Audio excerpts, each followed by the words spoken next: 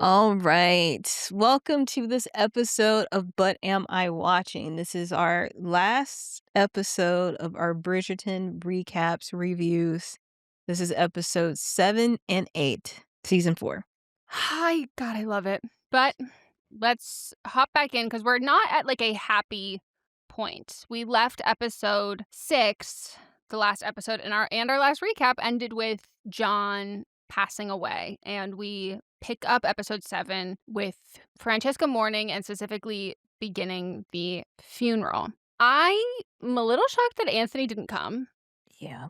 I was curious about this because I also at first, I was like, they're not Jewish, which I know, because like in my mind, like that is from what I know about like religion, like that's specifically a religious practice where it's like the timing. It's you've got to sit Shiva, you've got like 7 days, like it's I think it's 7 days, but like it's something that's like a very quick timing. And like, I've been around friends and family who've had to like drop everything very quickly to like make sure they can get there and do all of that stuff. But I just didn't know why. I guess at that time, death is like I don't want to say more. It is more common in general. Like dying young is more common, but also I can think that maybe like we saw like the funerals and all that stuff. It's not necessarily as big because they're happening a lot younger. That you're Yeah. not. It's not just for old people who have like saved money away and like you use that for that. But it's like no, you have people who like still have to like provide for their families when they pass, and so it definitely is more of a quiet affair. But also at the same time, I know that Anthony was the one who was with his dad when he died, and so that could have been But traumatic. also the travel is a lot longer. Like he's coming from India But by the way, I forget that and this they're on a exists boat. Like in the there's real no, world. yeah, there's no, can't get on a Oh plane. my God, he has to be by boat. Yeah. Which, that's why Kay was tired. Yeah, Also, I'd be tired too. they're coming from, they had family coming from Scotland and saying a lot of them couldn't get there fast enough either. So it was just a lot, a lot. And I think it's winter time too. It It's was kind of winter when, perpetually spring or fall because it doesn't have to be enough. They don't have to show weather.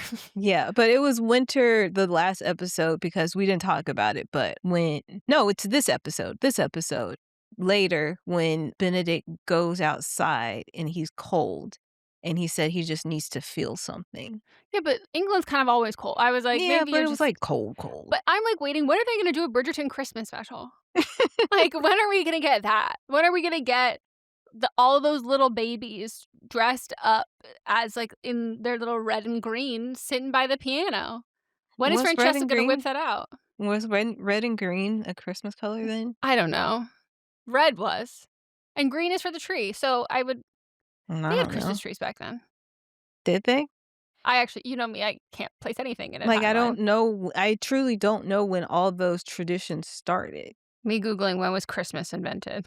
I think it's gotta, like, specifically look up modern Christmas, which began in 1837, and this takes place in, like, around that time, so it would have been a new tradition. They could have hosted the first ever Yeah. Christmas. Like, that would have been lovely.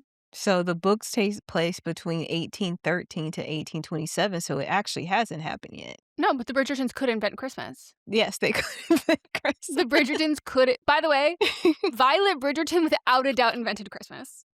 Oh, it's canon here. You heard that now. Ooh, okay. All right, so we're in this episode, and they start. I don't know if you watched the intro that they do with the Bridgerton thing. Yes. They started with the bee. And the tree is dead. Yeah. And I was like, oh, okay, cool. We are all in mourning. And I really love what they've been doing with Eloise and like her growth here. Like she is, not only is she such a good sister, she's trying so hard to be a good sister. And specifically, like we're watching Eloise learn through all of these storylines. We're watching her learn how to show up for people, how they need her to. Not how she wants to, not how like she wants to be brought into this world or how she wants to be seen or treated. She's now being like, this isn't what you need. Let me do what you need. Yep, and all because of Hyacinth yelled at her.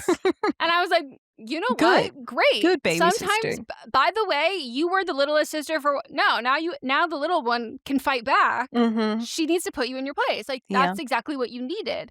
And I mean, it did make me sad initially. It's a very small funeral. Most of his family is not able to come because it's far. This also made me be like, so did Scottish accents not exist at this time? Because like I know that there's a Right. universal. I think that they were essentially the Kilmartins are colonizers. So, like, they were Oh, that makes a lot of, but you of course, my brain didn't go there because Mhm. they Yeah. are in fact Black. So, Yes. that's Yes. Mhm. you're right. If we bring back to the real history of this, why Yeah. they wouldn't have Scottish accents. You're right. But it's, we've got the fact that, yeah, they're and it's sad. We get to the reception essentially, like, after, Mhm. But and even before that, though, at the when Benedict is giving the eulogy and he's at a loss for words because because he's usually this would be what Anthony's yeah, because doing. turns out he's low-key a little bit issues with, reading comprehension and Yeah. writing, and words are not his strong suit, clearly. Which I still think he did, like, a good job, and it was sweet, and there's nothing to say, and it Yeah. He's spoke on John's integrity and unwavering love and his loyalty, but, like, the grief is what is really filling in the gaps. well, and it's sad because, like, the whole thing is that, like, John, to everybody else, was, like, a relatively quiet guy. That's Mhm. because, like, and he was perfect for Francesca because of that. And so this whole family that's, like, never really understood their sister, she has now lost the one person who really understood her, Mhm. and I think that part is, like, is so sad because it very quickly we see, like, Francesca, everybody's trying to get her to grieve, and, like, she doesn't know how to outwardly emote. She just needs to get through it. She needs to micromanage. She needs the control. And that everybody's pushing back on that except for Eloise, who's like, okay, that's what you need. I'll give it to you. Mhm. She tells her if you wanna scream, it's okay to scream. Mm-hmm. But when she brings the plate of cookies over and everyone's like, that's like not her job. That's what you have the maids for. She brings them and she's like, try a cookie. Eloise grabs the whole plate Said, and "Bitch, she y'all are all looks taking a cookie." she goes, "Grab a motherfucking cookie." Yeah. And she's like, "What is this? Cinnamon, ooh, nutmeg, Mhm. ooh, starting," Mhm. and literally making everybody talk about this, and they're catching on.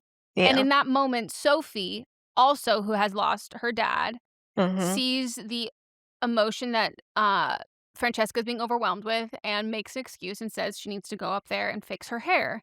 And not to give more spoilers, but to me, Sophie's reaction to Benedict saying that he has been with men and her reaching out to Francesca for this, I do foresee that maybe we will see more of Sophie during Francesca's other season as being someone who's like a safe and understanding person for what Yeah. she goes through in the future. Yep. And, Eloise also finds Hyacinth because Hyacinth is, like, freaked out too because this is really the first death that she's experiencing because Violet was pregnant with her when their dad died, and she's asking people if that's how it was when their dad died 'cause she doesn't remember at all, and Eloise later finds Hyacinth, and Hyacinth's like, I swear off love," and she doesn't wanna be heartbroken the way that she sees that Francesca is. And also, again, because like medicine's not there in that spot, so it's like, Mhm. how am I supposed to like find a true love match, fall in love, and they could just drop dead at any moment, and we won't know Right. why. Mhm. So then Sophie goes outside to get some mint, and Benedict is standing there. Like I said earlier, he's standing there and he says he's out there because it's cold and he just wants to feel something. And he appreciates Sophie staying through the funeral. So once again, she's extended her stay because first it was for Hyacinth's recital, dance rehearsal, whatever that was, and now it's for the funeral. And Sophie confirms she's still leaving in a week and nothing has changed between them. And Sophie tries to comfort him, but Benedict pulls away. He's trying to be strong for his family, and Sophie's presence is making everything harder. Mhm, mhm. And we move on to Francesca grieving, and everybody just trying to get her to feel her feelings, Violet trying to, Mhm. Penelope, everyone, and then she finally snaps and says that she can't just let loose because she is with child. Mhm. In this moment, I was like, are you lying to cover up why this is how you feel the need to, like, micromanage your grief, which is fine, Mhm. or did you actually miss your period, and do you actually think that you're pregnant? Yeah. Also, Violet tells Lady Danbury, like, during the reception that she's the only person that knows that her and Marcus are engaged, and it doesn't feel right to shift the focus away from Francesca right now. And Violet tells Marcus that Francesca isn't letting herself grieve, and Violet can't prioritize marriage or even the announcement. And Marcus is deeply understanding and saying that anything you need, I am here for you. Yeah, and it's just it is sad. At the Kilmartin house, Michaela explains that the Scottish approach is to honor the dead with laughter and dancing and joy. And that's what John would have wanted. And Francesca takes this as a criticism, like she's not grieving correctly. She can't do a funeral correctly, and lashes out, refusing to turn John's death into a circus. And so their friendship that they had been holding on to is there's some fractures here. Yeah, because it's, like, the difference between a funeral and, like, a celebration Mhm. of life, and Michaela wants, and I think she's being patient with it, but, like, Francesca needs that, like, she needs Mhm. something happy.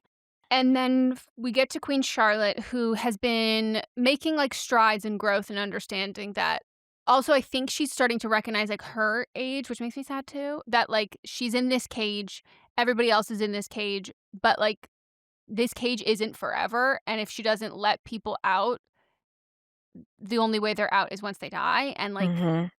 I think she's starting to recognize she can't keep all of Mhm. those things so close. Yeah, and she had said in the first episode or second episode of the season that, like, she needed Lady Danbury to be there with her because her husband Mhm.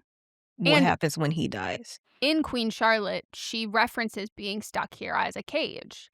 So, this scene made me just sob, but Yeah. she's with Agatha, and she's talking about missing Lady Whistledown, like, missing that, and saying that she needs something to look forward to, Mhm. and it slowly turns into the conversation about Agatha leaving, and when she was like, "I am sad," I was like, "Oh," I sobbed. Like, I just sobbed. I thought it was, like, so sweet, but then she wanted to hold one of the dogs, Yes. which really broke that and made me Mhm. laugh, and she said a line that I wrote down that I loved, which was, "Perhaps the bitch needs some water to cool down." Yes, it was so good. 'Cause she's, like, so me where it's like she's finally being vulnerable, and then she goes, "Whew, need a little comedic relief to cut Mhm. this, She's like, up in here." I can't No, be this vulnerable." no, and I think it's just she's just so good at that role, which, Mhm. I loved. And then Violet brings up Sophie. This is later, with Violet and Benedict. And Benedict snaps. He's furious that Violet raised them to find their true love, but now tells him to walk away once he's found it, and she's a hypocrite.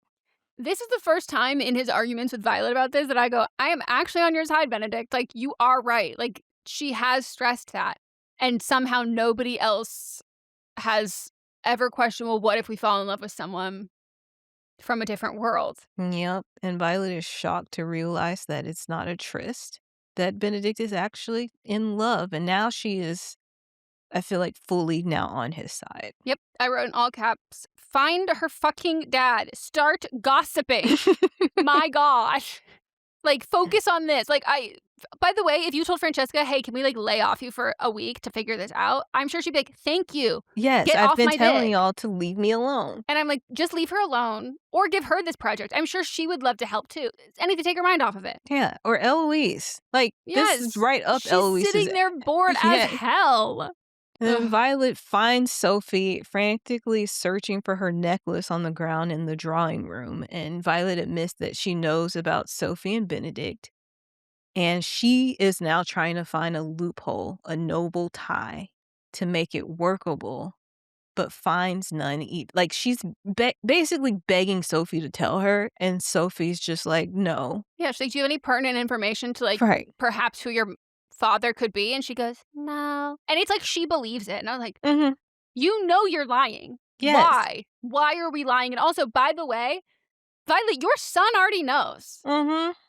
Mhm. You should have asked him. He would break a lot fucking quicker. Right. I'm actually surprised he didn't tell her. I know. What's the point of keeping that either? Right. So then Sophie tells Alfie it's torture staying in the Bridgerton home and she needs out. But now the Penwood job that Sophie hoped for is gone because Cressida hired someone else while Sophie stayed at the funeral.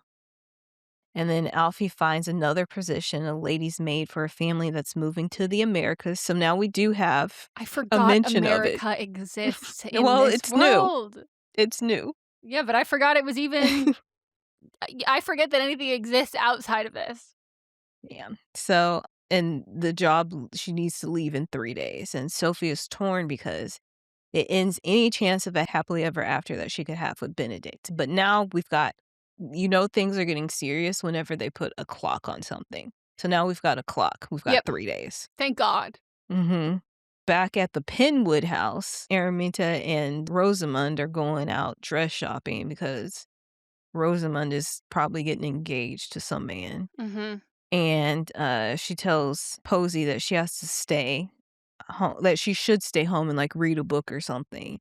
But it's also just part of her bigger plan because she has Varley spying on Posey. And so Posey throws Varley for a loop because Posey sneaks out the window. So at first, I thought that Varley and Posey were in on it, like together, and then it becomes much later that Araminta made them think that they were allies in the situation while Mm-hmm. she was taking advantage of both of them. Yep. Yep. And And she's so like uniquely evil. she is. Like, I'm like, damn, you're creative. Yeah. And she used her power for better. She could be a lady in waiting. I know. I'm like, ma'am, you could be, by the way, this whole curse that you keep killing your husbands. Okay, now we know that about you. Have you ever seen Practical Magic? Date No, up. she Get hasn't. some rich people. She hasn't. She hasn't. It's It has not folklore. existed It's yet, folklore. Megan. But I'm just like, my God, like, find a really rich man and have him die and inherit his stuff. But like, we could use our powers for something else. Yeah. So the whole plan was that Varley was supposed to follow Posey because she knows that Posey would lead her to Sophie. But the thing is that Posey literally hasn't gone to see Sophie this whole time. The only time that they were in the same place together, Araminta was there too. Her back was to Sophie. Mm-hmm. Posey does go see Sophie and warns Sophie that Araminta will have her arrested if she finds her. And Sophie tells Posey that she's taking a job in Americas and she will be gone in 2 days and Araminta will never find her. But that also makes Posey sad because she's like, well, I'll never see you again Yeah, either. now I'm fucking stuck. Yeah. Then we're at the Kilmartin home and the royal lawyer is like, Francesca has to undergo an examination to prove that she's pregnant. Okay. So this is where I have questions. First I of all, don't know. Benedict screaming at him, very sexy. I was like, Mhm. that was hot. That was hot. He does stand up for women. Totally. And then he gets inside of them. Mhm. He stands up on both ends for women. But my thing is that, like, how the fuck do you know if someone I is don't pregnant know. internally that early on from like a missed period with your I don't know. hands and a dirty dish rag? I have no clue. I was going to look it up, but then I didn't Me because too, I but don't want to know. that's exactly what I did. And also, I'm like, is it the fluids? Because fluids do feel So different, when but you're ovulating, you have like a thicker Mhm. not even just like discharge, but like a It's a mucus in your yes. vagina, like that lubricates or whatever. But you could get that for other reasons, not that Yes. aren't pregnancy related. And also, like, that is how you know when you're ovulating. Does that Mhm. day when you're pregnant? And also, like, there's no shot that there's like anything to feed. I don't know. I was so confused. And I that don't know. dirty dish rag he wiped his hands on afterwards. I was like, Right. oh With her my God. fluids while her Yes. brother's in the room, like, gross. if you know, put it in the comments, but don't give me the full story. Yeah, tell us, like, Just give the, me like a one-sentence summary. yeah, give me the, ABC Family version, don't give me Yeah. the Discovery Channel version. Mhm. So, she's not pregnant, and she also didn't want this done because it's so invasive. Because she's getting fingered while Mhm. her mom and Eloise are holding her hand. So do you think she Again, thought where she is was Daphne? no, the way that thought get the other sister who didn't know how to get pregnant, like, Right. come on, get the other sister in there who was like, "What's that? Where you're putting that where? That's who you need in this moment." But also, like, did she actually think she was pregnant? I think she thought she was pregnant. In the book, she does have a miscarriage. Okay. They just it wasn't explicit here. Well, because it does the way that It it seemed seems like to she me like just she missed her wished period. yeah, or It she wasn't wished it would happen. yeah, and that she was like, I didn't get my periods, like, a day late or something. Like, that to me was how it read, but then when she was really hesitant about them doing the test, I wondered, I was like, "Oh, does" I don't think she was lying about being pregnant, but I think she knows that if they check, she thinks more than likely than not she's actually not gonna be pregnant, and she wants to, like, live in this idea of her being pregnant for as Mhm. long as possible. Because it's like, Yeah. it's her connection, and then And what he really wanted a child, and she could not provide him, and now he's gone. she has, like, the breakdown to Violet about she's like, "You mom, you keep looking at me with this look like you get it, and, like, you actually don't because, like, you Yep. got to be married to dad, you had a life with him, like, I hardly had a life with him, but you also have 8 different pieces of him, and, Mhm. like, I don't have that. All he wanted was a child, I wasn't able to give him a child, I couldn't give him anything," and then she just starts crying saying, like, I have nothing," and I was like, Mhm. "Oh my god." Hannah Dodd is an incredible actress.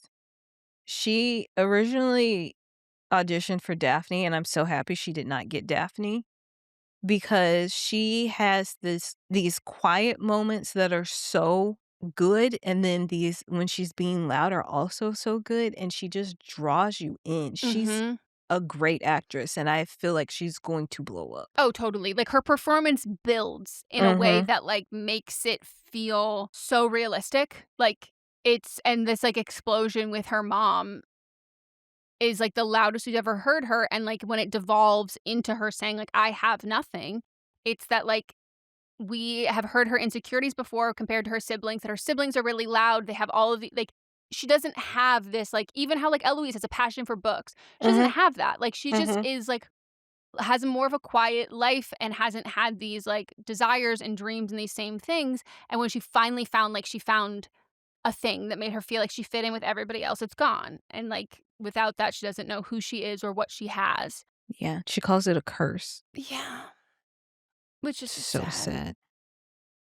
So, so sad. Oh, and then Violet confides with Mrs. Wilson, and she fears that she's letting her children down. Edmund was supposed to be there to help her, and she can't solve everything.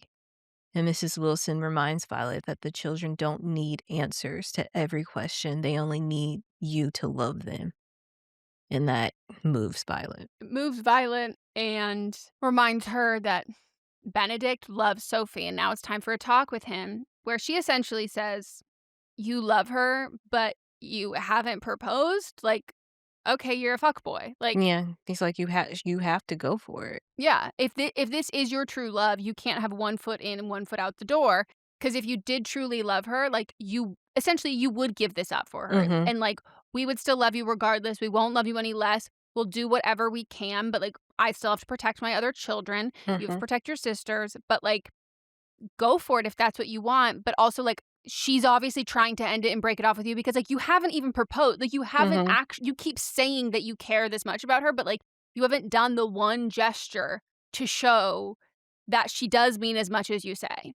Yeah, and Violet tells him that if he chooses Sophie, he must part from the family, and it will never change how much she loves him. Mhm. And then Benedict goes and lies down in the bed for his classic Bridgerton lie in the bed and reflect on my pain. Yep. It happens every season. So then Benedict goes and checks on Francesca, and I love this scene. She's at her piano. He joins her, and he plays a tune that he used to play when she was little and made her laugh. And then Benedict self-deprecates himself about the piano being another thing that he gave up, and Francesca gently tells him that he's too hard on herself. Mm. And Benedict tells Francesca how much joy she brought John. You lit up his entire world. It was almost insufferable for the rest of us. And this helps Francesca release the pain, and she laughs and accepts Michaela's idea to celebrate John's life with joy. And after that, we then have Araminta and Posy's conversation Mhm. where Araminta implies that she knows where Sophie is, essentially calling Posy's bluff and says that she's at Bridgerton House, all of these things. She plays into this, like, sad of, like, I have a killing curse on me. I lost your father, and then I was lucky enough to have another love match, and I was like, "How did you have a love match with him?" Like, the second guy, if he had a kid that you didn't. I was confused by that. But basically being like, I know, she's at Bridgerton House, and Posey thinks that she has figured it out. And it's like, don't worry, she's going to the Americas tomorrow. Like, it'll be fine. And Araminta's essentially like, so she's is there. I was right. Like, thanks for that. Yeah, she's being vulnerable, so it seems, with Posey just to Mm-hmm. manipulate her. Which is so evil. Yeah. So, so, so evil. So then we're at the Kilmartin celebration, and all the Bridgertons are there, and they're celebrating John's life with some of his family too. And it's more cathartic and true to John. And so people are sharing memories. Michaela speaks first, calling John her greatest friend and her partner in mischief since birth. And he was her guiding light. And I felt really sorry for her because he's probably the only one that truly understands everything that she's going through in her life, and that she can't fully be herself either, but they could be themselves together Well, they with talk each about, other. like, what happens to spinsters, like, how does it and it's like you have to essentially bounce from family member to family member, and if you have one family member who, like, not takes pity on you, but, like, before you're the age of, like, essentially, like, helping mind after the children and being, like, a role model and all of that, when you're still young, like, you just have to be lucky enough to have a family member who, like, wants to support you and does support your life, and that was him for her, which I she doesn't have to, like, explain it to other people because, like, Mhm. he knows and he gets it. And Francesca gives a speech that she doesn't want to remember John through the unfairness of his death, but through the joy and love he gave. And he understood her instantly, could read her thoughts by looking, and he was more than a husband. He was her truest friend, and she wouldn't change it for anything. Then Michaela leads a dance called the Stag, pulling Francesca to the front, and the whole room joins. And they're all laughing, and this is the first time that Francesca and Michaela are kind of like reconnecting and not yelling at each other or being sad. And they're dancing and turning their grief into joy. And so it's a beautiful memorial. It's very, very, very sweet, and, as we're in the celebration of life, Violet tells Benedict, "You're right, I did push a love match for everybody, and, like, life is short, and love is the most important thing, and if you have found someone you love, you can't give that up. You have to go Hmm. for it, and you really have to go for it," and he's running out being like, I gotta go to Sophie," and she's like, "Hold that thought. Check the drawer upstairs in your desk. I left a family heirloom ring for her Hmm. Her there," grandmother's. which was, like, so, so sweet, so sweet. Because that's also, like, a physical representation of, like, you know, if it was whether it was her family or not. Because I know she married way up, like Violet did, to marry into the Bridgerton family. That's what they Yeah. wasn't not like that She married, level of weight. yeah, yeah, yeah. They were still pretty Yeah, they prominent. were still Yeah, in high society, but, like, the yeah. Bridgertons There were. was a Her mom was a bitch, and her dad was boning Lady Danbury. Mhm. But that to me was like it didn't come from the dad side of the family. It came from, like, her side of the family where it was Mhm, like, "Hey, it might not have always been easy, but, like, we were not from exact same statuses, and, like, we got together because we loved each other." And that was because he had asked her before, like, if dad was a commoner, would you have been with him? And she was like, yeah, like, she Yep. knows that. So he is on horse, getting there as fast as he can, while simultaneously Sophie is packing her bags to leave for the Americas with, who knows, the Osbournes, like a random family just moving to America. And she is real. She sees the gloves, and it's like, now I'm leaving, but for my last trick, I'm gonna give this man one little mind fuck. I'm gonna give him the answer as I board a goddamn fucking ship to a America where nobody will be able to contact me. Like, that is the most toxic behavior ever. She leaves the glove and she sees the mask, which then I go, I already forgot the mask plot. I forgot about the lady in silver at this point. Because he did. How? He's still got the drawings, and Yeah, she but even they're both found that her. painting. They are both They're her. both her. So it's hard for me to remember that, Yeah. you know. Benedict also finds the ring, and while he finds the ring, he finds the necklace that she's been looking for too. And so it was under his bed because they had slept together. And then he has an aha moment. Wait a minute. I've seen this necklace before. Which is crazy because you've seen it on her neck when you were fucking. She Yeah. wears it every goddamn day. But she usually wears it under stuff. Sure. Sure. I guess he was a little busy when those titties were on top, so he was Yeah. like, I don't know. I did write down initially that I wondered if, which I kind of think would have been a fun way to do it because it would have changed the ending a little bit, that I thought that Violet was going to find it and she would recognize the necklace and it was like not, it was from a family that was not See, a maid. that's what I thought too. I thought that was gonna be it.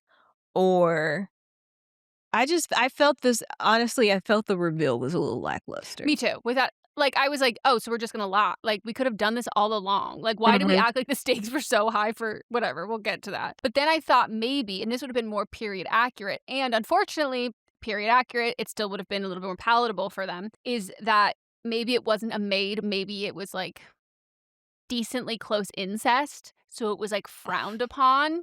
But again, they did that back then. They did. So it wouldn't have been like, you know, but it might have been like a little bit too, you know, close or something like that, that it was, because they, and most of the incest that goes I on think here you're going a is, little too far with well, I was this going incest period plot. accurate, but because in general, most of the it would be like cousins who didn't live together, but it's like, but Yeah. if they lived together back then, not enough of a, it's not too much of a blood relative relation, too much of a social relation. And Mhm. so I was like, maybe if it was like something like that, and that's how they're all penguins or whatever, or something. That's what I thought it was going to be with the necklace and recognizing it, not that he found it.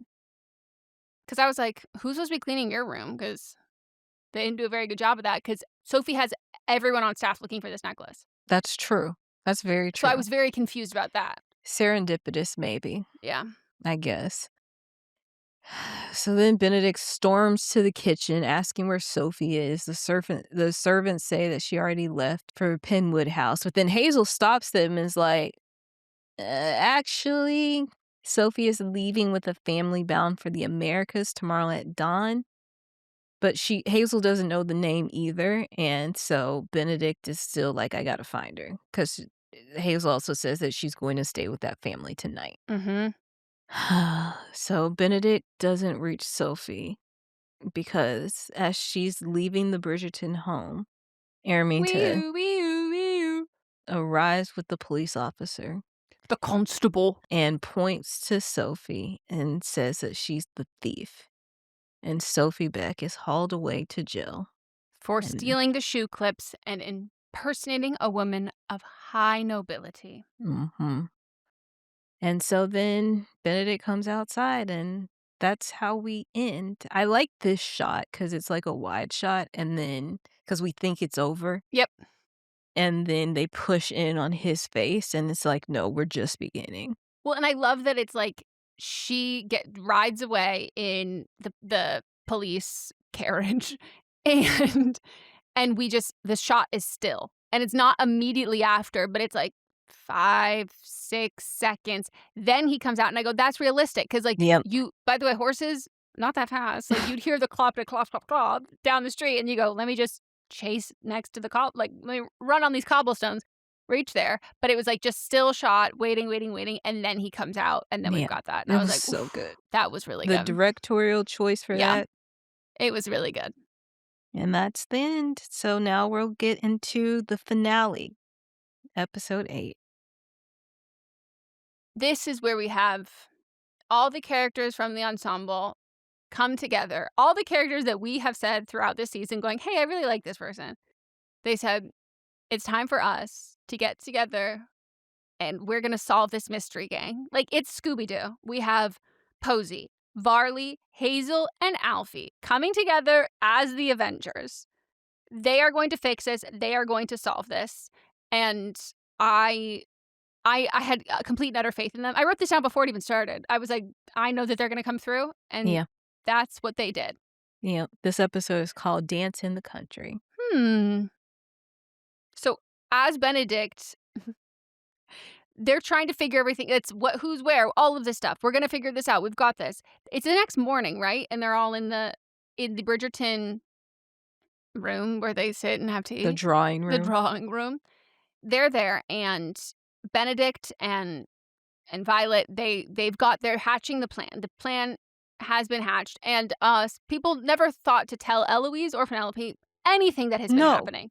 They don't know who we're fighting about. Gossips. They don't even know. Okay, we're on level 10 right now. I'm actually not even sure who's playing what role. Who's in this? What are we? And they're like, oh, she's in jail. Who's in jail? What are we talking about? And then very quick, Benedict is in love with Hyacinth's lady's maid. And they're like, huh? Sophie?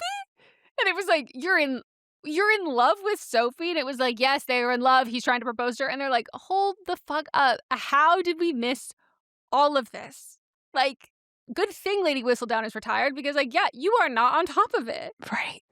And we've got Sophie sitting in the prison, and the policeman is like, you need to reach out for help. And I'm like, you get call one Benedict. Call. By the way, I go, so biblically accurate, you get one call? Like, is this the origin of you get one call? We'll send a carrier pigeon to one person. And then they're like, and he's like, well, yeah, don't send, essentially being like, I'm trying to help you out. This lady's fucking crazy. She's hell-bent on ruining you. Don't send it to considered someone. help too. Yeah, don't send it to someone who's within our social class because, like, she will find a way to, indict them as well. And, like, she's like, oh, I guess I have no one then. It's not like Benedict Bridgerton was just eating me out for 20 no, I guess I can't. What? Sophie, she's also just as clueless as he is. They are a perfect match. By the way, you don't even have to do Benedict. Eloise, Posey, Hyacinth, Violet. Lady Danbury. Violet has been trying to get information out of you for so long. Like, and she's just like, dee-dee-dee-dee-dee. I'm like, what the fuck are you on about? You have multiple people who you could tell.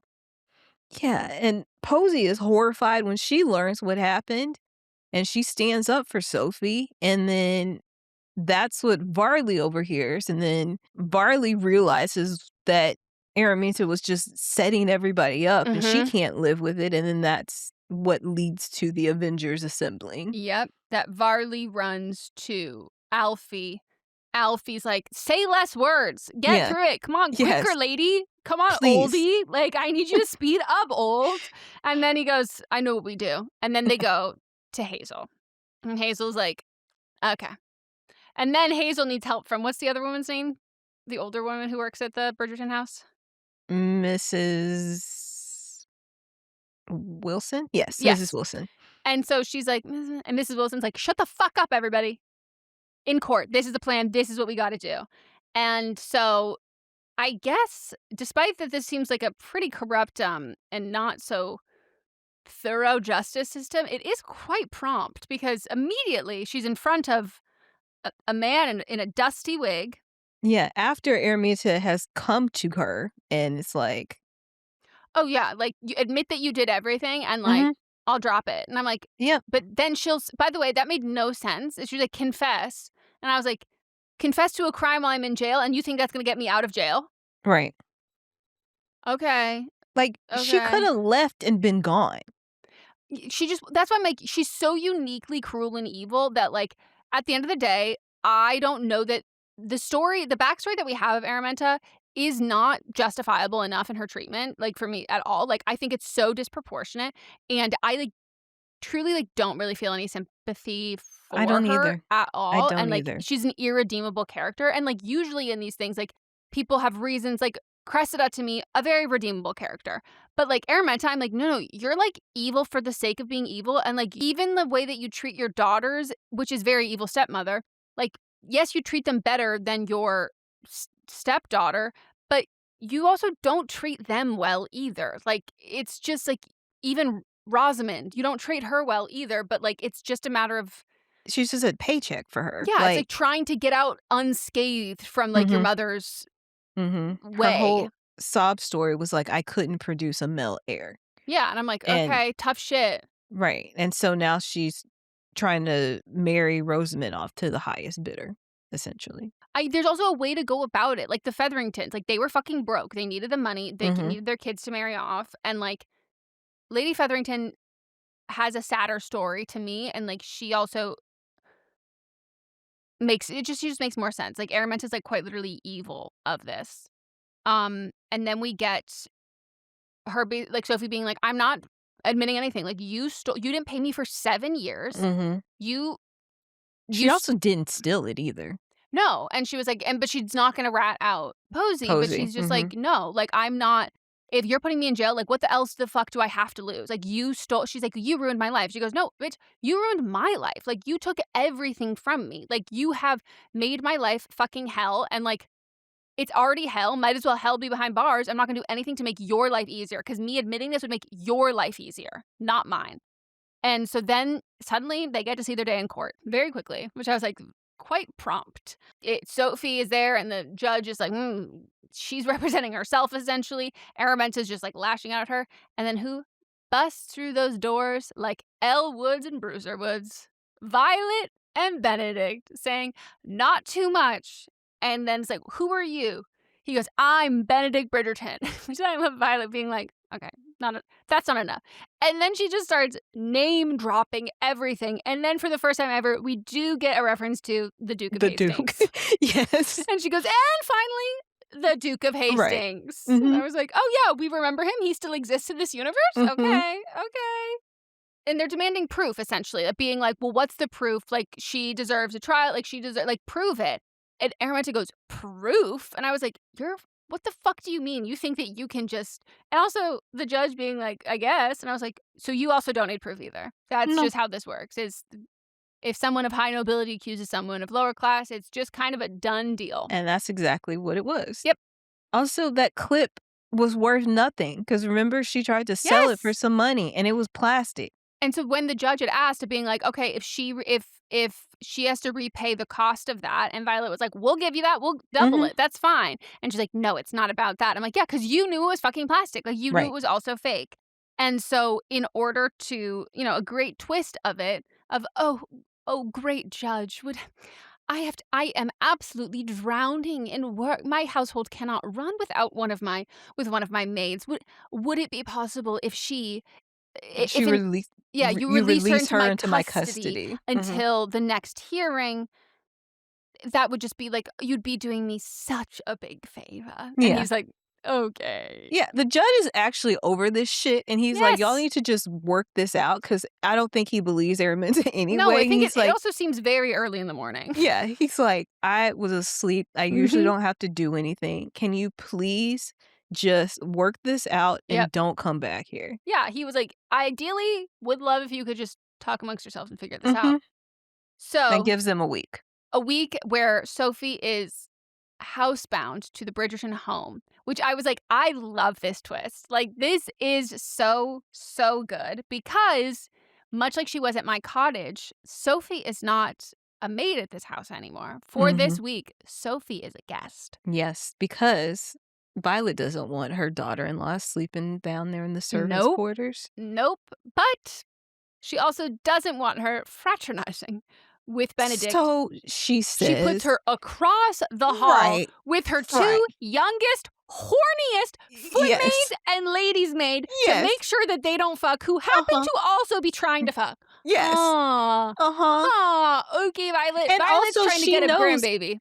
Yes, and she also knows that Footman John is the one that would cover for Benedict while he was with his ladies of the night. And she So, also like, knows she that, like, knows what's she happening. knows that Hazel is Sophie's best friend. Mhm. Sophie and John, Mhm. Footman Yeah. John, they have a thing together. Mm. So, like, Hazel and Footman John. yeah, Hazel and Footman John. But then also, all of you're saying that as the help in this house, you need to make sure that she doesn't do something. So sorry, Lady Bridgerton. They have loyalties to you. That's their girl. They're Mhm. like, if I she think she knew, that though. I think There's she no way, because how we open this season is that she has Footman John take her to where Benedict is having sex. She knows she's just saying what she needs to say for public perception, but she knows what's gonna go down. So, well, my other theory is besides Daphne and Francesca? Francesca, if Violet can do any bit of math, those grandbabies were born. You know, her kids were fucking before their wedding day. They were. She knows this. She knows this, and so I think And she she likes. calls him a rake, too. Like, Well, I also the think biggest that rake. she likes to have a wedding and a baby in very close succession. I don't think she wants you to be visibly pregnant at your wedding, but I think she doesn't like there to be 9 months of waiting. I think she would prefer 7 or 8. I think she wants you to get a little bit busy beforehand so we don't have to wait that long. We ride the wedding high, and then we lie about the birthday of the baby for a little bit, and then yay, there's a new baby here. And we're saying it's undercooked, but it's definitely not, because you definitely fucked before you got married. Yeah. So that to me was like, she was so intentional with that. And the part that I really like about this is that, like, which I was like worried about, how you go from being someone who has like quite literally like cleaned like up the food fights on the floor of this home to then being someone that and the whole thing, they make Violet seem like she really sees everyone who works for her like an equal. Like that makes total sense. But I was more so worried about like Hazel and John and these people who like she was their peer, that like does this feel weird now? Yeah. But I the was way thinking about that, especially when we get to later in this Yeah, episode. but when Violet talks about Sophie, she talks about Sophie like Sophie's the more responsible. She can trust Sophie more than she can trust her own son. Mhm. And I was like, I Yeah. like that aspect of this, because like she fully believes in not only like them as a couple or them loving, but like she loves Sophie independently of this. Like she really loves her as a person, which to me, I was like, okay, so if you can love her that much as a person, as someone who works for your household, that to me speaks much more volumes about how the household is. But I still feel, how is it going to be with everybody else? Like Yep. her there.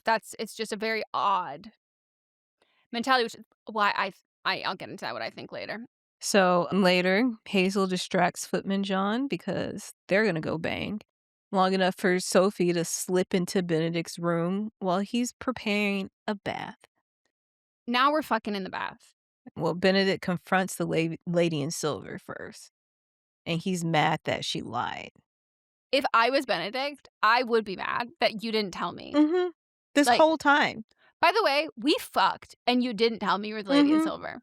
But at the same That's why I time, just felt this was just a letdown for how it was revealed. well, at the same time, I also would have been mad if I were her, that I was like, you couldn't tell that you were fucking the lady in silver. Right. But like, I would be mad if I was both of them. Like, there is no right answer. We talked about in the first episode, I'm not. He's obsessed with me on so many levels. He's obsessed with So every version of obsessed. me. Exactly. So obsessed that he can't see past the other version of me, even though I look the same. But that's also why she's worried he's gonna like fall for someone else, because she's like, you think that I am two different people. Like, what if you fall for someone else like that? Like, you can't even realize that, like, that's both No, me. and see, it's like a Lois Lane falling in love with both Clark Kent and Superman. Like, you can't be mad at that. That's true. It's true. And so he's hurt that she believed that he couldn't handle it, or that he would be disappointed that she was a maid, because clearly he knew. I mean, clearly he showed that he loved her, and he thought that Sophie truly saw him. And I was like, you didn't truly see her. Literally. Yeah. Legitimately, you couldn't see her. You couldn't open your motherfucking eyes. Yeah. And Sophie explains the secrecy wasn't about Benedict. She opens up about her father leaving and leaving her nothing and the emotional abuse of Araminta. And Sophie believed her father loved her until his will made her feel like he couldn't love an illegitimate child. So Benedict promises triggered that old fear in her. And for the first time ever, a man asks a follow-up question. Mm-hmm. Because she goes, I wasn't in the will, so he turns out he didn't love me. And he says, have you read the will? And this is how you know they're perfect for each other. Because Yes. this dumb bitch That goes, would have been no, the first I thing. actually That would have haven't read been the the fucking will. first thing I Are did. you stupid? Yes. And he's looking at her like stupid. And I go, first of all, not too much from you because Right. you're also a motherfucking idiot. Right. And he's like, you haven't read it? And she was like, no. And he was like, you're in it. Like, you're without a doubt in it. And the way that he says it, it's coming from the place of being like, if we have an illegitimate child, that child's in my will. Like, I'm not ignoring, like, there's a father's love is not conditional in that sense whatsoever. And they decide to celebrate early. He also apologizes for even asking her to be the mistress. Finally. And then he asks her if she wants to get married, and consequences be damned. Yeah. And she says, no, not right now. Like, not with the trial looming and all of these different things. And thank God he listens. Because she can't get pregnant. That's the thing. It's like, yeah, facts. She's like, I'm going to have a baby in jail? Right. No. Like, but then I'm definitely going to die. Already my risk of dying in childbirth, high. I'm going to do it in no. And thank God he fucking listens. Then they get naked. Yeah. Get in that bathtub, which this is something which I'm learning from reading comments, that this was a scene that from the book that everybody definitely wanted in the show. Oh, okay. And so that's why, like, it's very long. in the promos, we got them walking around the bathtub, touching the bathtub. And so that was getting people excited for what was coming. I have to say, if you are sneaking into someone's room, I'm assuming you don't have much time. I would never consider in water fornication the quickest way to do it. Like, I'm like, this is, first of all, they were taking their time. And like, how thick are these walls that like nobody can hear any of this going on? They were well-made houses. They're not the throw-up houses that we have now. So. Also, considering the entire bathroom is carpeted, that he's completely getting soaking wet. Carpeted, and they have like drapes on the walls. Yeah, so when we are splishing and splashing, I don't know how there was any water left in that bathtub to begin. But when do you have the same thought that I have? So at first I was like, don't fucking you're giving people unrealistic expectations. Like, you can't, there is no lubrication. Water is not a lubricant. Like, this is going to be painful. And then she was like, no, I don't want to get pregnant right now. And then he says, turn around. And I said, you're going to put it we're about to have the anal? I was like, well, I guess, maybe he wanted to explain to her being like, I know what I'm doing. I've done this before, both ways. And I was just like, whoa. Like, that's kind of crazy. And also, like, imagine surprise anal in the 1800s. Like, whoa, that's a lot. I mean, he has experience. So, she doesn't. He's trying to put it in her butt. He would have talked her through it. He would have loved it. He wouldn't care. He would not. Yeah, but it was just that he was going to finger her. That's and I was like, what it was. Okay. But okay. Was that part it was of the a shock. I need to know because I fully was like, you're putting it in her ass? Right. Holy shish. Okay. Because I know you just lost your virginity. You had another hole, by the way. I was shocked. And I was just so relieved that there was no penis penetration in that dirty fucking bathwater. Ooh. Yeah, because they hadn't cleaned all day. No. But now they're squeaky clean, and everyone shifts into strategy mode to get Sophie out from under Araminta. So there's a lot of plans going on. We gotta find the will. Yeah. Well, first, Violet goes to Lady Danbury and asks her to speak to the queen because she's like, this girl is illegitimate, but her father was a nobleman, and Danbury's like, I doubt the queen will endorse a gentleman marrying a maid, but she has a bet with Penelope, so that might motivate her. And this is also their last goodbye before Lady Danbury leaves. And she also offers to stay longer again, being like, I can stay, I can help with this, and it's like, "No, no, you gotta go," but, like, whatever you can do in this time period, however you can spin it, however you can sell it would just be helpful. Yeah. But it's gonna happen regardless, like Mhm.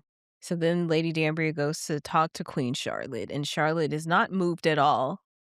She's like, "This is the tea that you're bringing me? No, thank you." She doesn't wanna change society's hierarchy and moves on, but then Alice, being the sneaky, conniving, wonderful woman that she is, I'm so glad she's getting more to do Me this too, I season. love her. Yeah.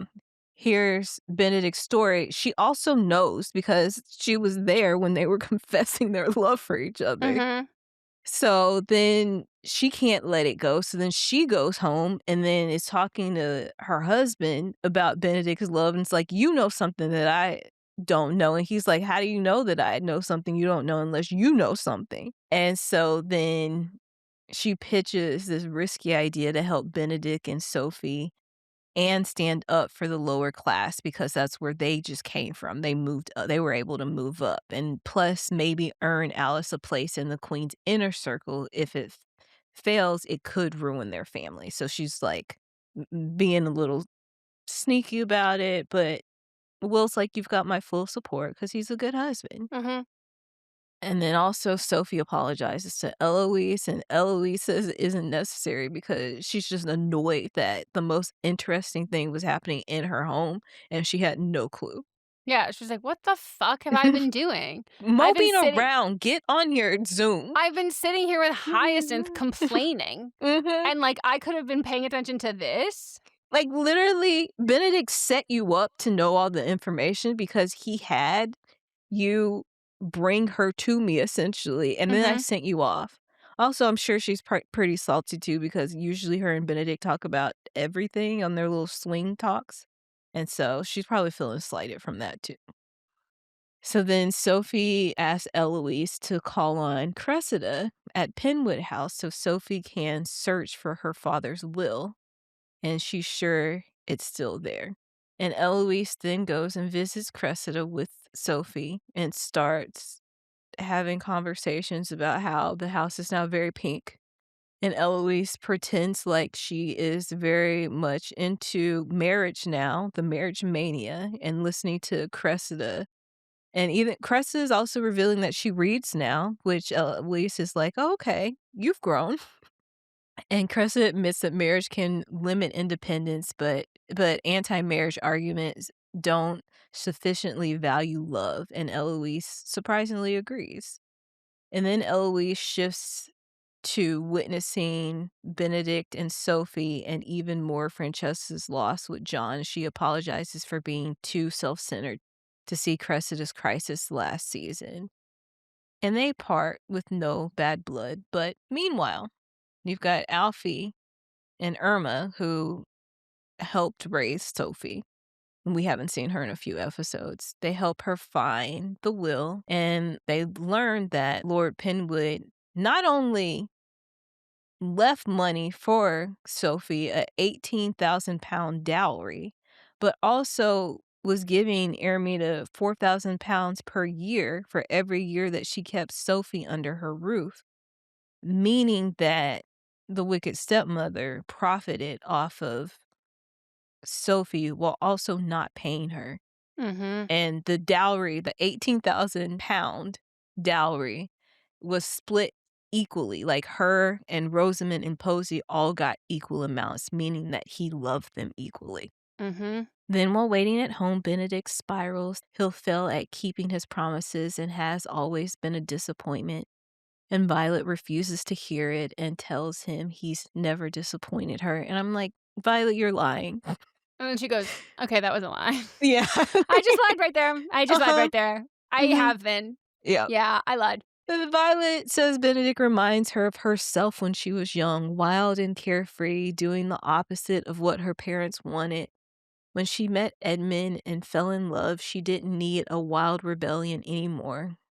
She was just happy. And I'm like, Violet, were you also a rake? Is Yeah, that what you're telling I'm us? like, "What's" and they definitely felt like they were setting the stage to be like, "You guys want this season?" I'm like, Mhm. "Yes, we do. We do. We We do. want it."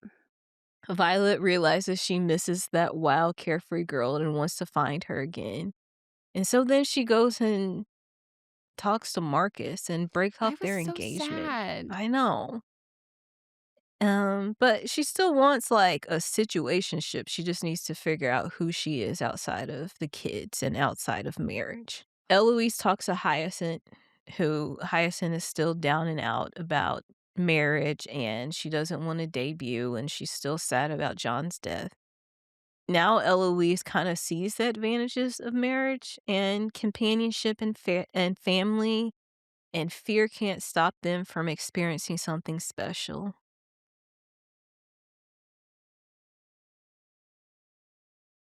Then we've got Francesca and Michaela, and they are let in on the family scandal, and Francesca also tells Michaela if she needs distance, she understands. But Michaela is moved by how the Bridgertons support Benedict and says that love does not always look how one expects, and I'm like, "Mm, blue," getting little we're getting little bits and pieces of which season is gonna be Yeah, next year. I was saying that to Mott's because Mott's asked, he was like, because he had noticed that with the other seasons. He was like, "Do we get, like, a hint?" And I was like, "Yeah, but, like, I don't." I They're think throwing a lot of stuff at the wall Well, I here. think what they're doing is what they did more of, like, this year, where it's like there's not, like, 2 full plots going on at the same t Mhm. 2, like, marriage or getting together plots that happen at the same time, but, like, ones that span multiple seasons, Yep. and then, like, which one's gonna be the one that has that season, Mhm. which is fun, like, it does keep you guessing. And then while Francesca is sitting at home learning how to get her fingers working, I don't know if you noticed this, but she was, like, fingering the the arm of the chair, and I was like, "This is That is not such subtle. That's foreshadowing." She was funny. caressing it. It was a lot going on. She hopes that Michaela will stay in London because she's the only person who truly understands what Francesca is going Oh, and she through. sees what those fingers do, and she goes, "I'm actually Mhm. gonna have to be on the first carriage out of here because Yes, Michaela now is I'm getting a little hot and bothered, and I'm supposed to be yes. grieving, and that is Uh-huh. inappropriate." Yeah, Michaela is, like, looking at her, Francesca holds her hand, Michaela pulls her hand back, but she also had said that she wasn't gonna leave Francesca, but Francesca says that she leaves all the time, like, she always mhm, leaves. mhm. So, So then we're at the Queen's ball where it's a farewell ball for Lady Dansbury. in tiny little font that people needed to take their magnifying glasses out and be like, "Oh, is this petty?" And I was Right. like, "Yes, but, like, that's how they do it." Like, Mhm. she's like, "You can leave, and I'll let you, but, like, I'm still not happy about it, Oh, and, like, they need to know I'm not happy about it." no. And so this is where everything converges at the ball. And Charlotte and Agatha share a teary but Ugh, giggly goodbye. We have so much fun together, they say, I which is s something they said in Queen Charlotte. I sobbed. I sobbed. I did too. And then the Bridgertons sneak Sophie into the ball. Alice swiftly gets Aramita and Rosamond and Posey into a room to face Sophie. Meanwhile, Rosamond has also been proposed to. And, Benedict and Violet are there as well, and the truth comes out. Aramina is pissed. She is raging. Yeah. I was waiting for her to, like, quite literally, like, lunge at them. Yeah, I thought she was gonna cut a Me bitch. too. I thought she was gonna get, and, like, I don't know if Violet could fight, but, like, in that moment, I was like, Sophie can fight. Sophie's going to rip Yeah. it's gonna be, like, cathartic. This is what she's Yeah. always wanted to do, is absolutely beat specifically this woman up. Yep. Yep, and I wouldn't put it past Posey jumping in to help. No, but yes, without a doubt. So, it's also revealed that the dowry that has been promised to Rosamund's betrothed is a Well lot of money, and guess who figures it out? well, Posey had that conversation with Eloise where Eloise was like, "You Mhm. have to stick up to your mom. Like, Yep. you gotta do it, and, like, it'll be okay." And she says that she's like, "I knew a girl who had a mom like yours, and she has, like, a beautiful life now." And Posey's like, Mhm. "Really?" And so Posey's had a guy who's been interested in her, and she was like, "Okay, so I should, be able to call these shots more." And so in that room, Posey turns to Rosamond and goes, "How much is your dowry?" And the mom's Mhm. like, "Oh my god, stop." Doesn't think that Rosamond's gonna answer, and Posey just goes, "Mine's 18,000 euros." Right? Pounds. Yeah, pounds. It's pounds. Pounds back, yeah. 18,000 pounds. And immediately we see that, in fact, the accusation that Sophie hurled that she has now split the dowry 2 ways instead of 3 ways. Nope. Turns out, in order to get Rosamund married off, it is doubled. Mhm. Doubled what she got. And that's what Sophie thought because she's the favorite. But Rosamund goes, "You didn't think anyone would marry me without Right. 36,000 pounds?" This scene was so good. Well, and then it made sense because after, like, prior to that, Eloise was like, "Oh, that's who she's with." And it was like, "Oh, yeah, he just is Lord Moneybags. Like, he's Mhm. just a gold digger chasing whatever girl's got the highest dowry." So that part was just like, just so like, just to see the girls turn against their mom like that, to be like, "Oh, wow, so even though I was the golden child, even though I was the favorite, I was always still trying to impress you, and, like, you actually didn't, like, you just pretended to care about me and pretended to like me and treat me well to make my sister feel bad, but, like, you actually didn't ever care for me in that No, way." and it's not just to feel bad, but to keep your position because you couldn't have a heir, so now you're trying to make sure that I'm gonna be there to take care of you. Also, like, you had to pit your daughters against each other because otherwise, if we came up against you, like, we wouldn't listen to what you like, the only way that any of this works is if you have one under your thumb and one who's just trying not to get squished. Mhm. So then Violet proposes a mutual beneficial recount of events. Mhm. Oh, A big lie. I forgot this part. When they were searching for the will to see all of that, did you maybe you already said this and I didn't catch it. When they were looking for the keys, it was like Cinderella's shoes. Which one's gonna fit? Oh, okay, I didn't catch that. And I was like, "Whoa!" Because, like, they will drop those little things and, like, Mhm. her dress obviously is, like, in Bridgerton blue, but, like, it does have a Cinderella kind of Yeah. vibe for this one, but with the keys, I was like, "Wait, that's so fun," because the shoes happen at the very beginning, but, Mhm. like, to see that she's a princess, to find Yep. out what she gets in the will, if she's got the title, if she's close still to nobility, is there proof that proof that she's the quote unquote "princess." Try on the shoes. So smart. Good call, Mhm. Megan.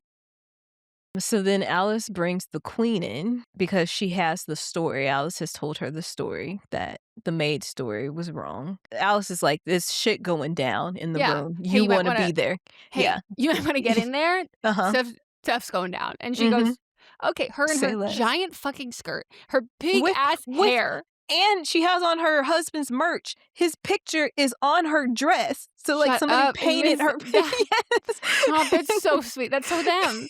And she's got everybody in the room with her. She goes, "So, what are we talking about?" Mhm. I heard that you said blah, blah, blah, blah, blah. A little birdie told me, like, Mhm.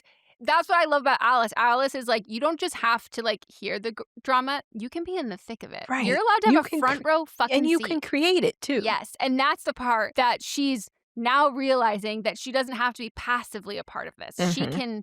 She can really love this. And how Alice like sells her on it of being like, you brought zebras to the White House. You brought zebras to the To the palace. palace, uh-huh. Like, you have changed everything. Like, you are fun. Like, you love art. You love music. You love gossip. Like, essentially being like, stop being like stuffy. Like, come on. Like, get your hands a little dirty. Like, Mhm. you're untouchable. No one can do anything. This is fun. And then she's like, my God, this is fun, Right. which I loved. So then they get to the room, and the Bridgertons and Aramita, they've decided that they come up with a story that the maid's story was all wrong. Sophie is the daughter of a late Lord Penwood's cousin. Her name is Lady Sophie Gunn, and Aramita is forced to agree. And the queen clearly knows that they're lying. Yeah. Like, 'cause she already knows the story, it's already been brought to her multiple ways, like, Lady Danbury has already pleaded with her, Mm-hmm. and also, Alice knows all the information, so she doesn't punish them, she is just giggling to herself and entertained when she turns her back to them. 'Cause she's in on it. Like, Yes. now it's not just about hearing the gossip. Like Alice said, this wasn't even her plan for it. You're a part of it now. Like, you Mhm. get to be in it and, like, you know the secret and you know the truth. She goes along with it and shows Alice a little appreciation for delivering some good gossip. And then, to everyone outside that room, Sophie's legitimately an heir, which she Well, still is regardless, she's a Penwood. I thought this was, like, low-key just, like, because by the way, guys, we could have lied the whole time. Like, there But is then no we'd have no Google. story. You have, like, any of that. So, like, I was slightly disappointed in that aspect of the reveal. Like, I think it could have been No, because Arameda wanted the money, so it couldn't have been the lie because then she couldn't have kept all the money. what money did she keep? Her dowry.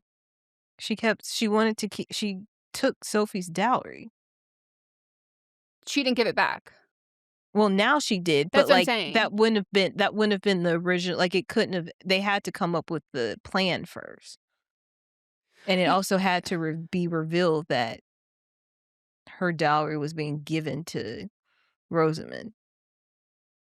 Yeah, I think in the sense that, like, I was looking because then at one point, like, Posey was like, "We're cousins," and I was like, Mhm.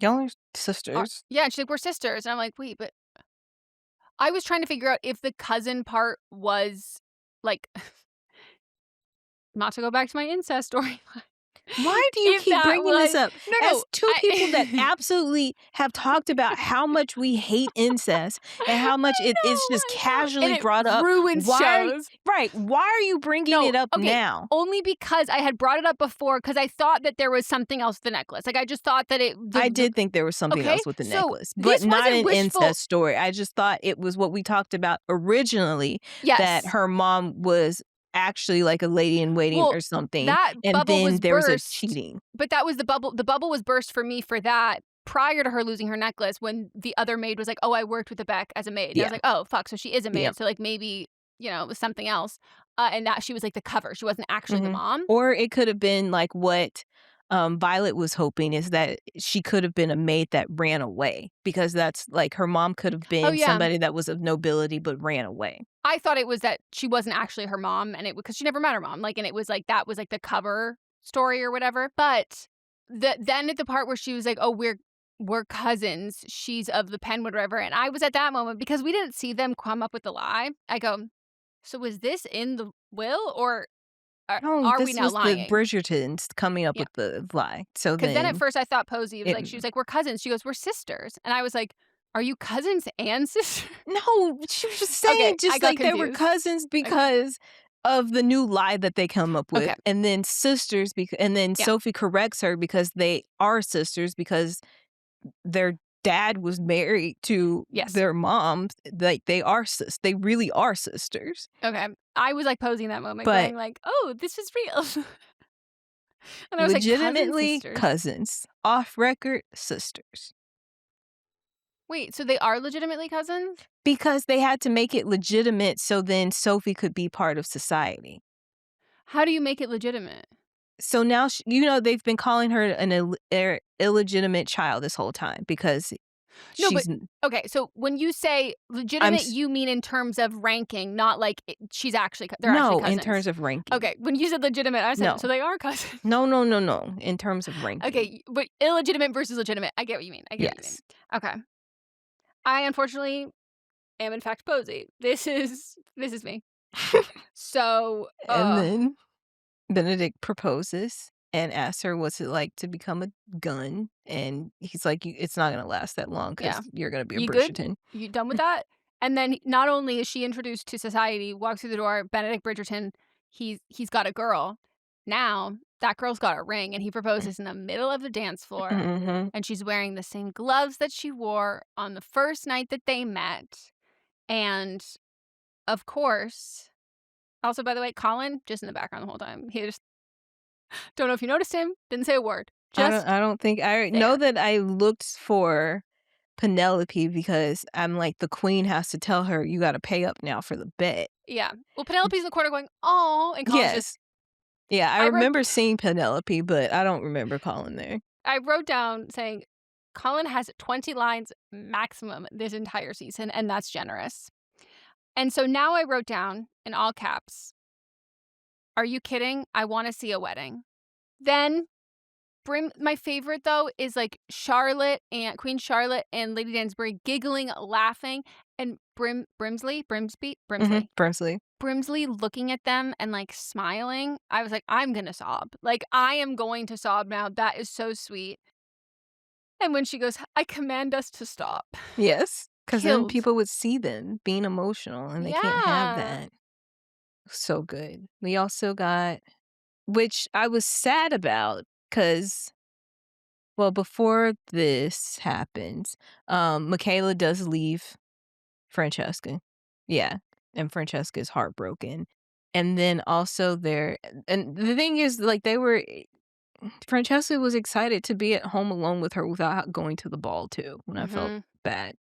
Then we hear the main montage music, and Julie Andrews' voice comes back, because I was sad, because I was like, "Are we not gonna have Lady Whistledown anymore?" Who's gonna report on this? Right. And then we have a quick word, but it's not Penelope, because Colin here's some of his lines. He goes to her room where she's writing, and he's like, "I thought we were done with Lady Whistledown." And she's like, "No, I'm working on my novel." Then he pulls from his back, "Then what is this? Who wrote this?" "Lady Whistledown. We've got a new author." And we hear that voice as Sophie and Benedict are dancing in the gazebo where they had Mhm. their first kiss. We hear the midnight ding, and Mhm. she doesn't have to run away. And she's like, "I think I'll stay for as long as you'll have me." And I was like, ugh. But at the end, I don't know if this is Julie Andrews being wonderful actor. At the end, it doesn't even sound like her voice. That sounded like her to Like the me. very last line, I was Huh. like, I'll have to go back and listen. it sounded like it could have been somebody else. Like, it sounded like it started as her, and then it morphed into a different narrator voice, but it was only one line, and so I was like, it could have just been the delivery of it, or that was intentional, but I was like, "Oh my god." And then, of course, I turned it off, and I went to Mm-mm. bed, and then I woke up this morning, and I said, "Fuck.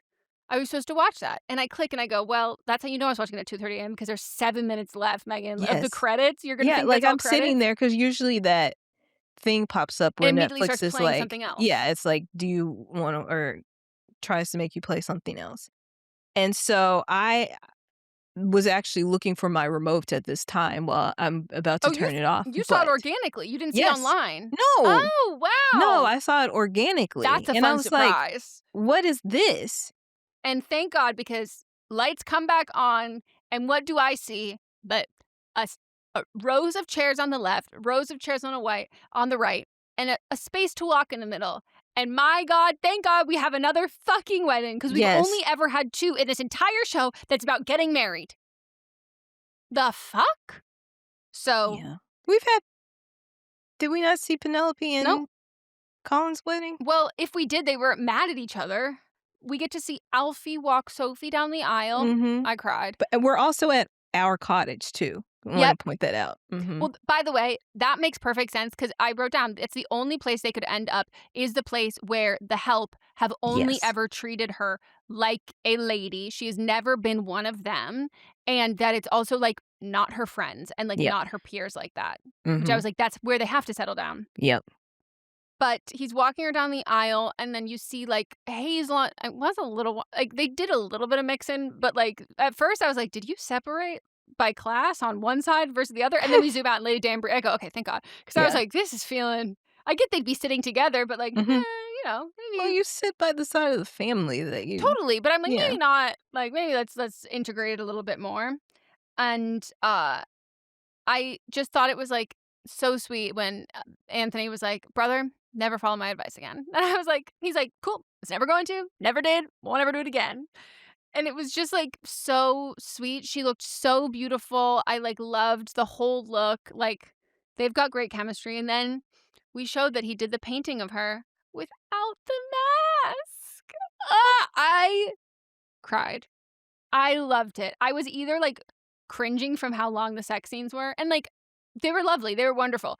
I cannot help but, like, think of filming them, specifically the one in the fucking bathtub. So, the one in the bathtub, she actually got, like, broke out in, like, hives Yeah. from it because they were in it for 6 hours, and she was told to put baby powder on to keep her skin drier, and so it wouldn't wrinkle too, and she had to get steroids a No, steroid shot the next day. when I tell you that, like, as somebody who has, like, such sensitive skin, but, like, who also has circulation problems, my toenail would have fallen off if I sat in the Yeah. water for 6 hours. Like, I just couldn't stop thinking about, like, and also, like, that is so when you yell "cut," you can't just, like, throw a you throw a wet towel on you, like, Mhm.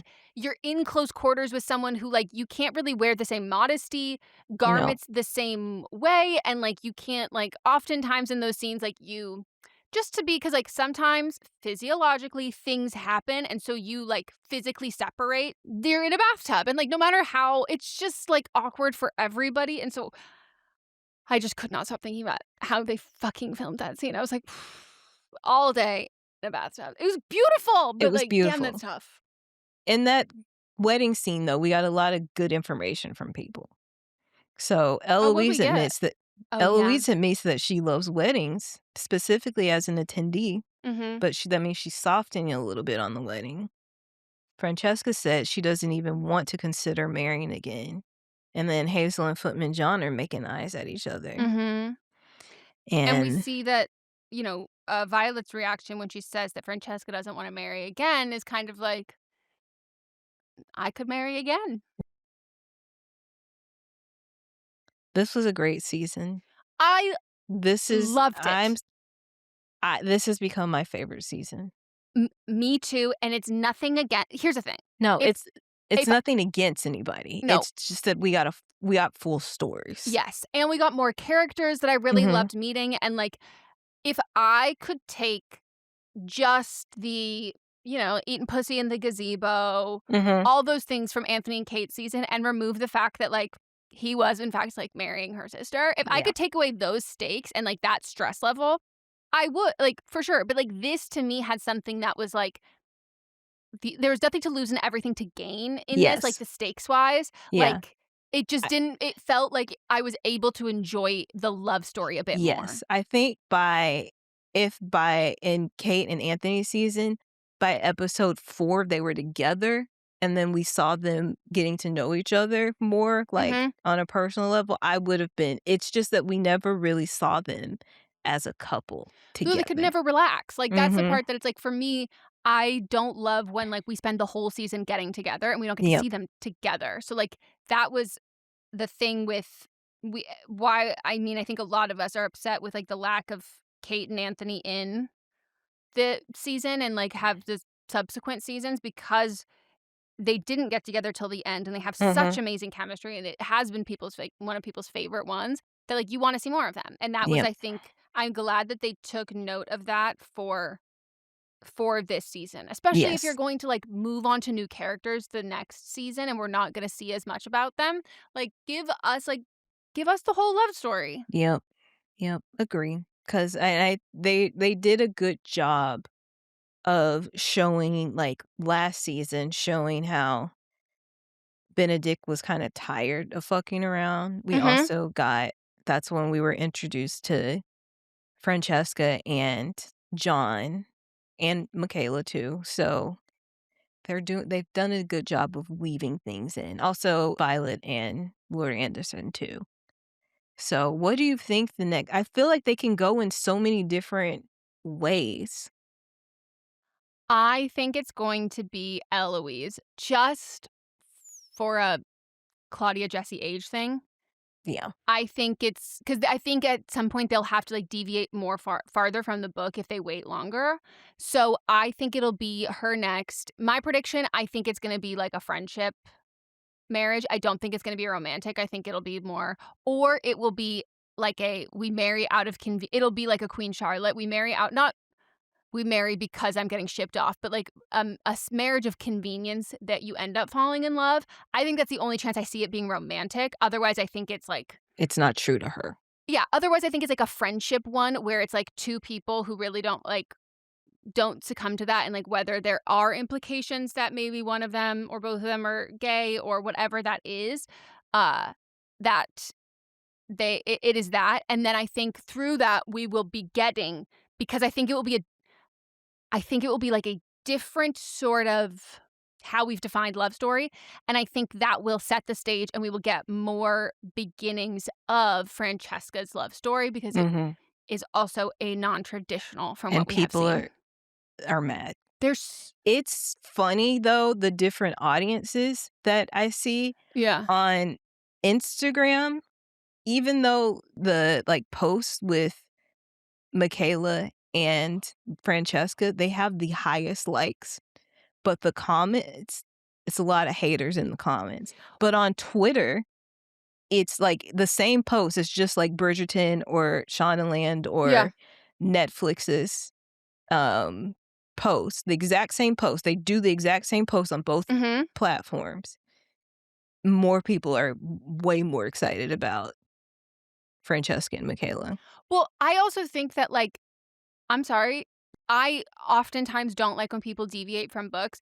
I think objectively this makes it a much more interesting storyline. Yes. Much more interesting because, like, it makes, because they were like, "Well, we wanna show that her fertility issues and all of that," and I'm like, okay, I will be real. I don't think that like 1800s fertility representation is like going to be like talking about the real issue that women deal with in present day of Yes. fertility. Like I just like people are like, well, that part, like, I think that's really important. And I'm like, it's just not going, I don't think it was ever written to be relatable because it's It the wasn't. 1800s. But also in the book, from what I understand, against we're 2 people that haven't read the book. From what I understand is, like, we don't even learn that she has children until the epilogue. Like, it's not even part of the Well, main story. So it's not that also, important. in again, if you don't want spoilers from what we've heard in the book, we don't know if this Mhm. happens in this, but like they're like, people are being like, no, it's really to have the fertility thing, like, be a really big struggle. I go, but she then has a kid, like, Mhm. with someone Somebody else. else. And so to me, that's just like, they're like, well, how is that going to happen? Like, how are they going to show that? I'm like, I don't think they need to show that. I think it is much, much, much more interesting in this to have her have had issues with like loving someone and like and I think a lot of people are like thinking that this means she doesn't love John. I'm like, no, no, no. But like No, we fully saw her love John. totally, and, like, intimacy-wise, they also, and people are like, "Oh, like, she could never get off because, like, she's gay," and I'm like, maybe," but Mm, also, like, they weren't together that long, and, no. like, a lot of these men don't know what the fuck that they're doing in Because he order to wasn't a enjoy rake themselves. like the rest of his Yes. boys. So, like, doesn't mean that she didn't, like, love him in all of those ways as well, but, like, Mhm. I do think this idea of, like, moving on from a widow with grief, like, that's already hard enough, and then finding out that, like, it makes sense. A lot of the person you lean on while you're grieving and all of that, I think that to me, as opposed to, like, it being, like, supposed to be his, like, brother or his cousin who she meets and then they fall in love and, Mhm. like, have kids, and I was like, That's weird. "That's weird," and, like, this was nice that he got to, like, see them be friends, and, like, he literally had this look where he was like, it's like he knew he was gonna die and be like, "She's gonna be okay. She has Yep. Michaela." Yep. And that Michaela would be okay. He Yep. want happiness for the both of them because all he wanted was for them to be friends. Mhm. The 2 most important people to him. Also, like, there are different ways to have children. You don't have to actually give birth to them. Yep. Like, the Duke was one of Lady Danbury's kids. She took him in. Oh, yeah. She has, like, 4 other kids that we just I saw in, like, forget. Queen Charlotte. But, yeah, like, I'm excited. And there's also, I think there also could set up a, like, Lady Danbury. What are her kids do, like, this adventure that she's going on now could be her, like, we could get Mm. a prequel for her, like, how she got to where she was, and, also, like, after she was fucking Violet's dad, what she was like, who she was with in between there, and also, like, while she's traveling, she could go meet up with her kids that we only saw for 2 seconds when they were children. I thought it would be interesting if they did and it would be like a heavy, how Queen Charlotte did like present day and past. Like, I think they'd have to do a little more Mhm. heavy of this because it would be different than that. But thinking about that's Lady Danbury getting like getting her title, like all of these things, like Yeah. the how that happened, and then also how that was like happened for the Mondriches, and having that be a side by side story while doing present day of Mhm. their stories. I was like, that would be interesting with them, and like I don't know. I also think I could see Alice being the queen's switch stuff up even more Mhm. in the palace.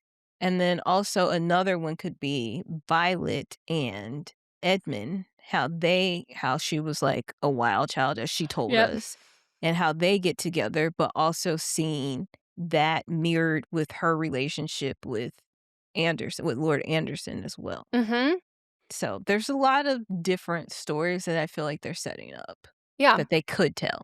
And I think I mean, it's obviously doing very, very well, but I mean, I've also heard, you know what I heard, which I really don't want to be true? I've heard the next season is Hyacinth, and I was like, "No, absolutely motherfucking No, not. because she's still on the show, She's a she's still a child. child. She's a child." Yes, she is 18 in real life, but on the show, she is still a child. Well, they're saying that she'd make her debut next year, and I go, "No, I ca No. you've set the precedent that these are 30-year-olds pretending to be 20 fucking. You can't have an 18-year-old fucking. I'm Yep. uncomfortable." No. So, yeah. And who do you think is, the new Lady Whistledown? I really want it to be Eloise. I want it to be Eloise, and I want that to be, like, that's what she wants to do in her marriage of convenience, Mhm. and then that her partner has something else or whatever. So that is my ideal. That's my ideal I think as they're gonna well. fake us out and make us think it's Cressida again. It's definitely I don't not. think no, because she would get banished again. I don't think Cressida would No, even no, no. try I to don't do think it she would at all, but I think that's the next season's gonna start with her being the first one to be because accused. she's reading now. Mhm. You can read now, so we think Yeah. this is you. Mhm. Um, and the other option that I thought was it could be Posey, and that's how she stays. And then it's like, oh Mhm. my god, plot twist, Posey is smart. Like she might Mhm. not be great at speaking the words out loud, but written on paper, they're fine. Or I was thinking it could be Hyacinth because she's, like, I in this depressive state, I and she wants wondered to that, but she seems like I could see them writing it, but I think that would be a bad hint because she feels like low key clueless. I guess this one didn't reveal too much. Mm-mm. So, Yeah, but my initial thought was Eloise, yeah. especially because she looked down on it in the beginning. Because she was jealous. Mhm. And then she had went on that whole witch hunt where she was hired by the queen to find out who it was. In that fucking cloak. And I was like, Yeah. "Okay." We still she just walking through the streets of grimy London in a blue velvet coat. Who could that be? And it's like, "Girl, you're not fooling anybody." No. She looks like one of the traders from the traders. "It's me." But I love this. I rate this 1 illegitimate child, 1 fake cousin, 0 incest, and Thank you for clearing that up because yes. you seem very No. pro-cest. No, again, I was just Look, I'm just going off what was happening. unfortunately, in this time period, that was more okay than being a bastard Oh, I child. know. That's why I initially thought that Francesca was gonna be very jealous, like, sexually, Oh, of Francesca or, Michaela and John. Mott's again, because Mott's fell asleep, he is not picking up on the lesbianism at all. He quite Mhm. literally thinks that John and Michaela had a sexual No. relationship. It's No. like, "No, no, no. What you're picking up is sexual tension between the women. Yeah. The But women." I will say, and I've been reading interviews now, by that I mean yesterday, after we recorded it, and it does seem like that they are gearing up Michaela and Francesca. I think they're gonna give them, because people are loving Hannah Dodd too, Mhm. I think they're gonna give them 2 seasons. I think it's gonna be the first half is gonna be in this next season with Eloise, Mhm. and then I think the next half will be in the following season, and that'll Yeah. be, like, the start of another thing. So, I'm excited. I'm excited. Me too. I, I can't uh, wait. I can't wait either, and the actress that plays Michaela said she was like, "She's a rake," so I think they're going to aim to make all these homophobes real mad. I think we're about to see a lot of titties, and Mhm. not that I've been looking, but dresses only do so much. That girl, she's she's She got some Mhm. she's got some She's beautiful everywhere. She's built. She she is very well built. Mhm. Very well built. And she's just, like, beautiful. And, like, Yep. I love how they shot her. And that's why I also thought that I was like, okay, definitely, without a doubt, that is starting next season. Because how some of the shots are, I was like, you're glowing. They want you Mhm. to look beautiful. Like, and that's on purpose. Like, it is just, there's one shot of her from her profile that I was like, Yes. She looks like holy Barbie. It fuck. looks like the Barbie Yes. profile. I was like, my God, you're beautiful. Like, she's just gorgeous. Her name is Masali. Beautiful. Yeah. And her acting style reminds me a little bit of Francesca, like of Hannah Dodd's style in this, where like there's a lot of playing a different kind of yearning, which is like Mhm.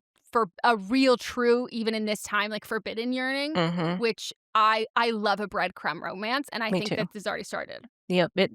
That's why I mentioned that when they woke up for breakfast, which note that Francesca was late when she was all about being early for breakfast, but there was a place setting next to John, and she chose to sit next to Michaela. Yep. And even when they're like sitting on the couches, she sits right next to her. Or they're, like, doing this body thing where they're, like, leaning their bodies, like, away, but towards each other. I love it. Yeah, so Love, love, love. I'm excited. I'm excited Me with what they're too. doing with I this can't show. wait. Me Can't wait. either. I hope it's not another 2 years. It won't be because that was a strike thing.